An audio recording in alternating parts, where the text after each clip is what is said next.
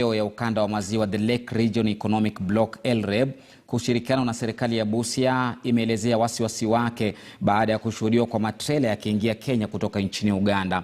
Wanahofu kwamba huenda maambukizi ya virusi vya korona yakaongezeka iwapo tahadhari haitachukuliwa kwa wakati ufao. Afisa mkuu wa LREB Abala Wanga alisema kwamba ni wakati serikali ya Busia ifanye hima kuikabili hali.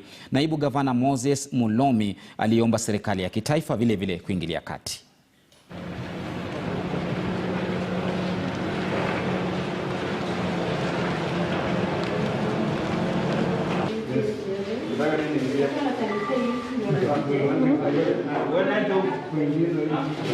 The total trucks, both Malaba and the new could be around there.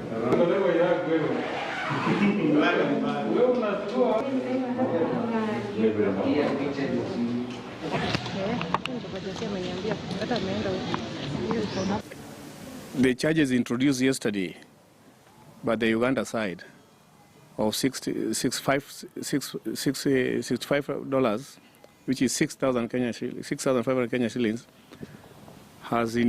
has caused a surge in the Kenyan side. Everybody is running from Ugandan side because Kenyan side is testing for free. So the daily average numbers they always of samples they take, which is between 180 to 200, has already surged to a level which is overwhelming. I think that's why the cases of Busia are higher in the region.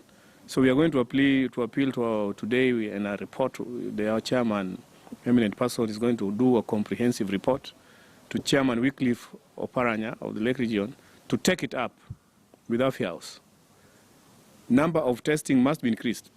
These people are supposed to give their samples at the beginning of the journey, at the Mombasa.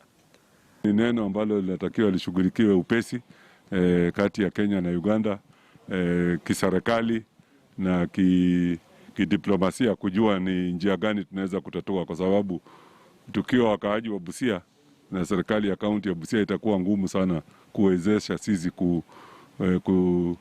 kustahimili hiyo kazi, kwa sababu itakuwa upande wetu itatulemea. Na mtazamaji, hebu tuelekee pwani sasa, ambapo wakazi wa kaunti ya Tana River wamekiri kwamba wanaendelea kuwakeketa wasichana wao ili kuwazuia wasiwe